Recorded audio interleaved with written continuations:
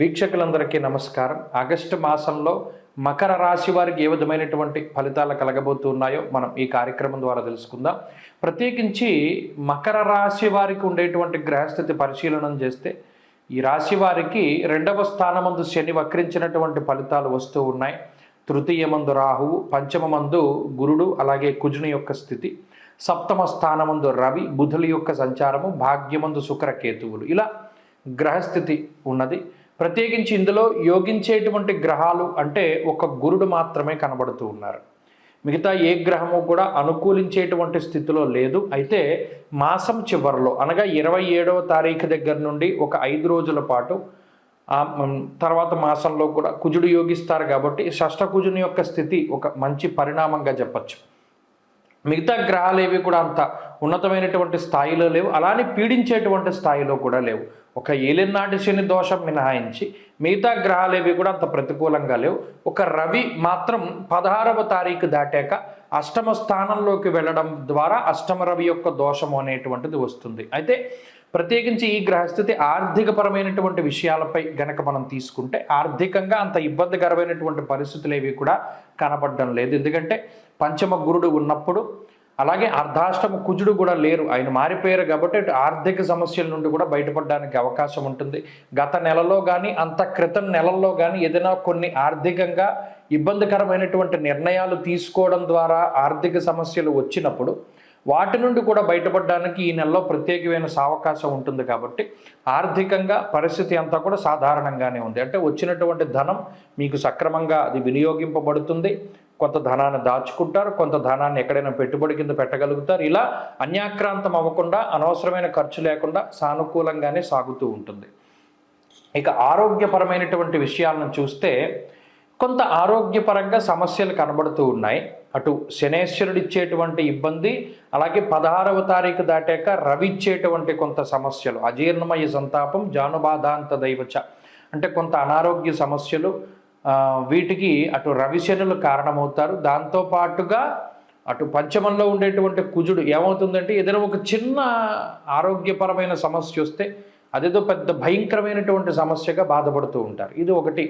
అంటే మానసికమైనటువంటి భయాలవి ఎక్కువగా ఉంటాయి. అదొకటి కొంత ఇబ్బందిని కలగజేస్తుంది. తప్పితే ఈ మాసం అంతా కూడా చిన్నపాటి అజీర్తికి సంబంధించిన సమస్యలు, కాళ్ళ నిప్పులు, లేదా ఏదైనా కొంత కండరాల వాపు కానీ, లేదా కొంత ఎముకల మీద దెబ్బలు తగులుతూ ఉంటాయి, కవుగు దెబ్బలు తగులుతూ ఉంటాయి, వాటి వల్ల ఏదైనా సమస్య తప్పితే మిగతావేమి ఇబ్బంది లేవు. రవి ఎముకలకి కారకత్వాన్ని వహిస్తాడు కాబట్టి 16వ తారీఖు దాటాక కొంత ఎముకలకి సంబంధించి కొంత జాగ్రత్తగా ఉండాలి.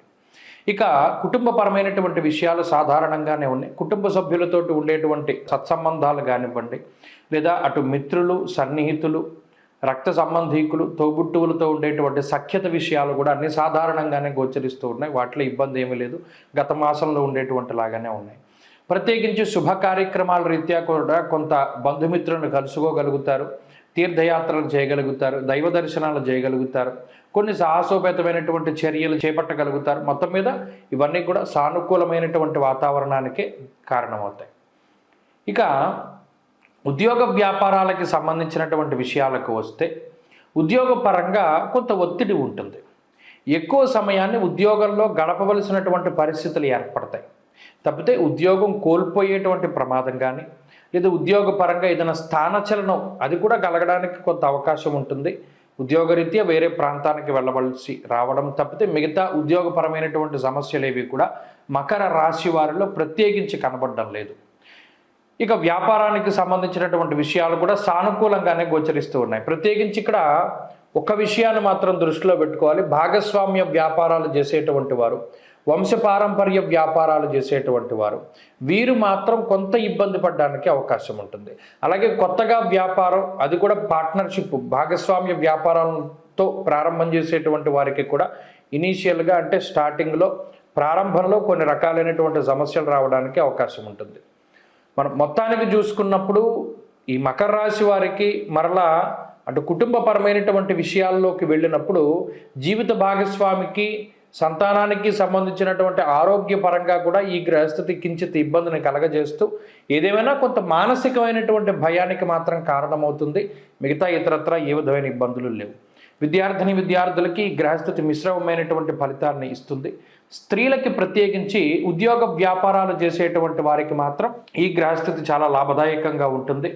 గృహిణులలో కొంత ఉన్నతమైనటువంటి స్థాయికి గృహిణులను తీసుకుపోవడానికి, వాళ్ళ వ్యక్తిత్వ పరంగా కానీ ఆలోచన పరంగా కానీ కొన్ని మార్పులు తీసుకురావడానికి కూడా అవకాశం ఉంటుంది. అలాగే ఏదైనా అనారోగ్య సమస్యల నుండి బయటపడడానికి, లేదా సంతానోత్పత్తికి సంబంధించిన సమస్యల నుండి బయటపడడానికి, రజోదోషాలు పోగొట్టుకోవడానికి కూడా ఈ గ్రహస్థితి కొంత ఉపయోగపడుతూ ఉంటుంది.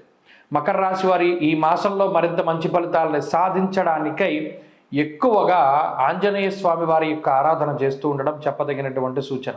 వీలుంటే మంగళవారం ప్రారంభం చేసి శనివారం పూర్తయ్యేటువంటి విధంగా సుందరకాండ పారాయణ చేయండి, మంచి ఫలితాలు సంప్రాప్తమవుతారు. జూలై 16వ తారీఖు నుండి దక్షిణాయనం ప్రారంభమవుతుంది. దక్షిణాయనము అంటే ఏంటండి అంటే సూర్యుడు ఎప్పుడైతే పునర్వసు నక్షత్రము 4వ పాదంలోకి సంచారం చేస్తారో, కర్కాటక రాశిలోకి ఆయన ప్రవేశం చేస్తారో, ఆ రాశి ప్రవేశం లగాయతూ మరలా తిరిగి ఉత్తరాషాఢ 2వ పాదంలోకి మకర రాశిలోకి ప్రవేశించేటువంటి సమయం వరకు కూడా ఉండేటువంటి కాలాన్ని దక్షిణాయన కాలంగా చెప్తారు. దక్షిణాయనము అంటే దక్షిణ అయనము, మనకి రామ అయనము అంటే రాముడి యొక్క ప్రయాణమని, అలాగే ఉత్తరాయణము దక్షిణాయనము అంటే సూర్యుడి యొక్క గమనాన్ని తెలియజేస్తాయి. మీరు గమనిస్తే ఇప్పుడు ప్రతిరోజు సూర్యుడు ఉదయించేటువంటి దిక్కును కనుక చూస్తే, అంటే మీరు ఇంటి దగ్గర ఉండి చక్కగా మీరు తూర్పు సింహద్వారం అయితే తూర్పు సింహద్వారం, లేదా ఏ సింహద్వారం అయినా తూర్పు వైపు ఉండేటువంటి ద్వారం దగ్గర నిలబడండి. ప్రతిరోజు ఉదయం సూర్యుడు ఏ దిక్కున ఉదయిస్తున్నాడో మీరు పరిశీలన చేయండి. ఈ దక్షిణాయనం ప్రారంభమయ్యే దగ్గర నుండి పూర్తయ్యేంత వరకు గనక మీరు పరిశీలన చేస్తే, తూర్పు ఇలా మీ ఎదురుగుండా ఉన్నట్టయితే సూర్యుడి యొక్క ఉదయించేటువంటి స్థితి మారుతూ ఉంటుంది. అంటే ఈ దక్షిణం వైపు ఆయన ప్రయాణం చేస్తాడు. భూమి యొక్క కదలిక మాదిరిగా ఉంటుంది. ఎప్పుడైతే మరలా ఉత్తరాయణం ప్రారంభమవుతుందో ఆయన మరలా ఉత్తరానికి వెళ్ళిపోతూ ఉంటాడు. ఈయన ఉత్సాహానికి కారకులు, ఆరోగ్యానికి కారకులు.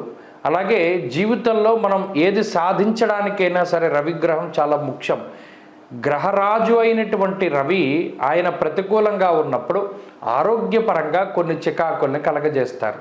అలాగే ఉత్సాహ భంగానికి కారణమవుతారు. అనగా ఎప్పుడైతే అనారోగ్య సమస్యలు వస్తాయో మనం అంత ఉత్సాహంగా ఉండలేం కదా, అలా ఉత్సాహానికి ఇబ్బంది వాటిల్లుతుంది. దానితో పాటుగా జీవితం అంతా కూడా కొంత ఇబ్బందికరంగా ముందుకు సాగుతుంది, అంత ఆశించినటువంటి స్థాయిలో ఉండదు అనేటువంటి విషయాన్ని మనం దృష్టిలో పెట్టుకోవాలి.